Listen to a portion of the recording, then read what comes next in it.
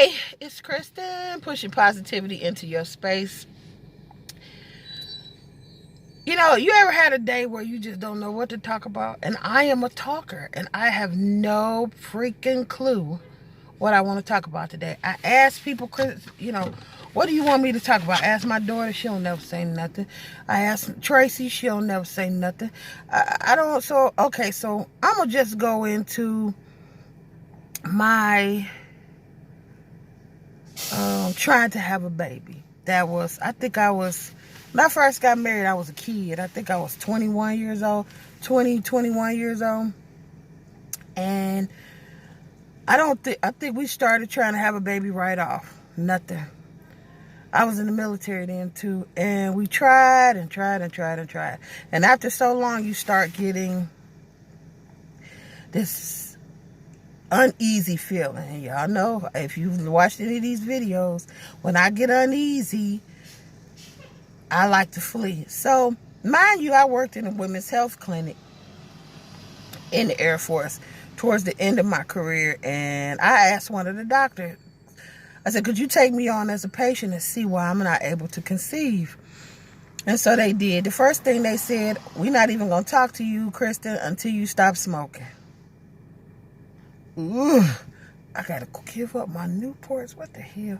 So I said, okay, I want this baby. I gotta quit smoking. So when I say it was hard as hell, I wanted to kill everybody. I ate Twizzlers. Twizzlers were my friend when I quit smoking that time. I done quit 2 or 3, 8 times. So I go to, so after I quit smoking, the doctor took me on and she did a bunch of tests.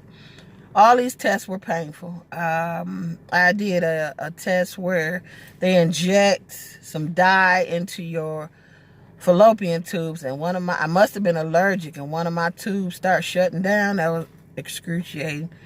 I did, so then they put me on this drug called Clomid, where you overproduce eggs.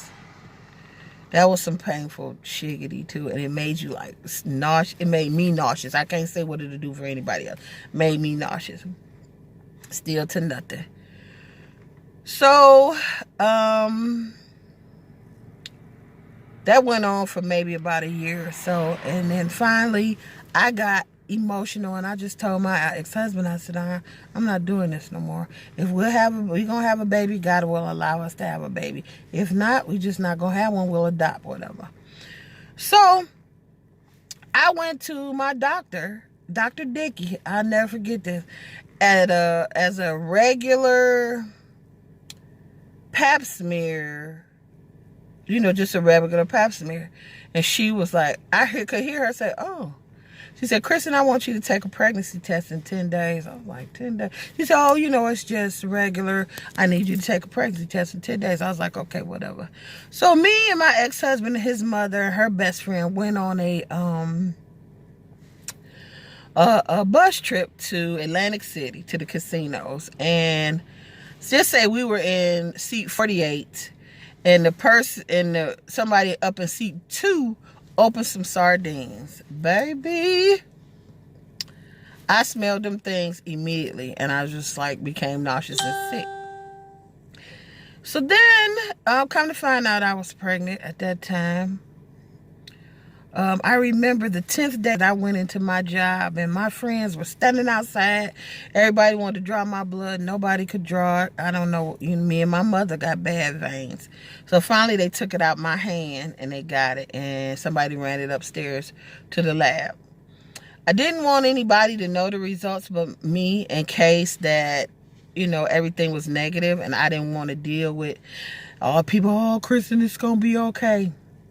So I opened it up by myself, and I was pregnant with little old Zoe. I guess I'm telling this story to say, never give up. Because I believe if I hadn't been pregnant, I would have adopted a kid. I would have adopted, but it was, I'll tell part 2 about what happened during my pregnancy, which was some for the books too. But, it's worth it. I would do it all again for that little girl. Well, she ain't a little girl no more. She's 22 years old, grown. But I went in the thing of thinking that, oh yeah, I'm gonna have a baby right off the rip. You know, nobody in my family had no problems having a baby, so I'm not gonna have no problems either. Yeah, I did. I had some problems conceiving, but you know, I'm not gonna stay on here long because I don't know how long this goes, but I might be able to give this. During my pregnancy, I'm telling you, when I say everything that went wacko, went wacko. But I'm gonna make that part 2 tomorrow. And so I just wanted to give some hope to some women that are trying to conceive or couldn't conceive. We as women put so much pressure on ourselves to have babies, and sometimes our bodies are not equipped to have them.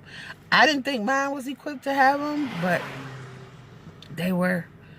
I think we go in with these preconceived notions that it's going to be easy and cake, and sometimes it isn't.